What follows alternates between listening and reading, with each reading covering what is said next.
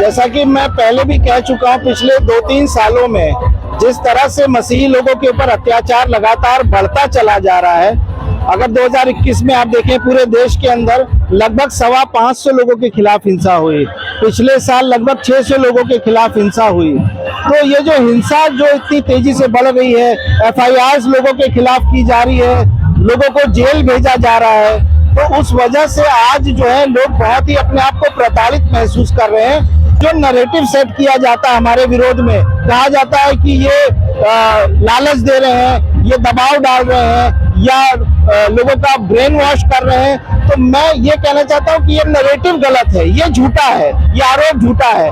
हाँ, हम प्रचार प्रसार करते हैं, हम बाइबल की शिक्षा लोगों को देना चाहते हैं, जो हमारे पास आते हैं लोग, हम उनको देते हैं। लोग प्रार्थना के लिए आते हैं, उनके लिए प्रार्थना करते हैं, लोग ठीक हो जाते हैं। जब लोग ठीक हो जाते हैं तो वो संगति में जुड़ जाते हैं, लेकिन वास्तव में धर्मांतरण जैसा चीज अभी नहीं हो रही है। मैं यूपी से आता हूँ, जहाँ पर बहुत से छोटे छोटी संगति हो रही है, बड़ी बड़ी भी संगति हो रही है, और मैं खुद जाके वहां पर मैंने लोगों से बातचीत की, मुलाकात किया, और मुझे ये पता चला कि वो यीशु भक्त तो जरूर है, लेकिन उन्होंने अपने कल्चर को नहीं छोड़ा है। आज भी वो अपने घर में हिंदू हैं और वो उसी रीति रिवाज से वो रहते हैं और उसी जीवन शैली को अपनाए हुए हैं। उस सर फतेहपुर में ना 14 अप्रैल 2022 में शाम को कुछ लोग समझ लिया दैट हम तो परिवर्तन कर रहे हैं, धर्म परिवर्तन कर रहे हैं करके, लेकिन वो सच नहीं है।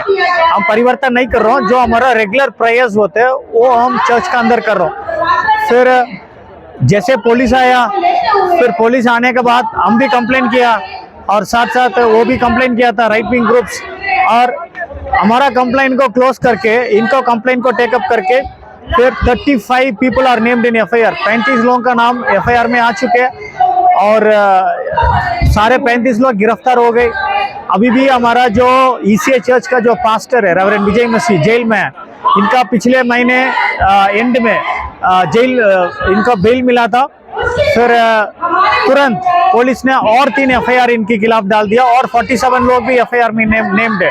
सो अभी हम लोग सारे चीज हम कोर्ट में फाइट कर रहे हैं, हम देश के लिए हम सेवकाई कर रहे हैं।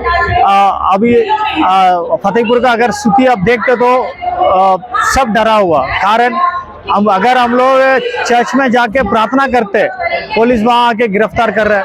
113 तो 113 ईयर ओल्ड हॉस्पिटल बार बार पुलिस राइड कर रहा है इसको।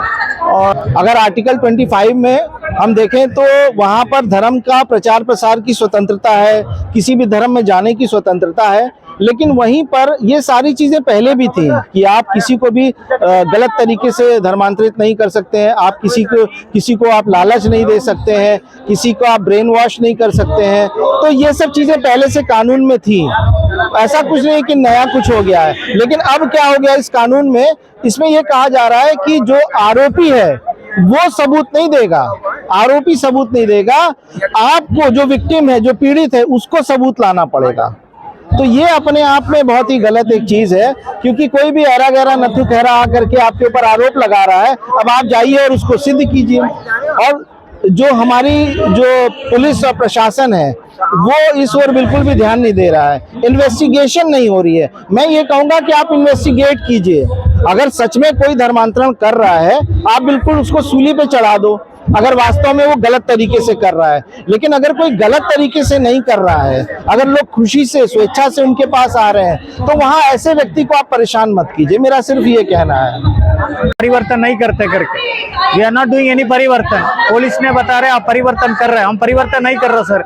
वहाँ का जो चर्च है 25 साल पुराना वाला चर्च है, और जो वहाँ का हॉस्पिटल है 113 साल पुराना है। हम अभी भी परिवर्तन नहीं किया, आगे भी नहीं करूंगा, वो हमारा काम नहीं है। हम सेवकाई कर रहे हैं देश के लिए, समुदाय के लिए। हम इतना साल एजुकेशन और मेडिकल में जो सेवकाई कर रहे हैं, अभी तक करके आ रहा हूँ, वो भी हम आगे करेगा देश के लिए।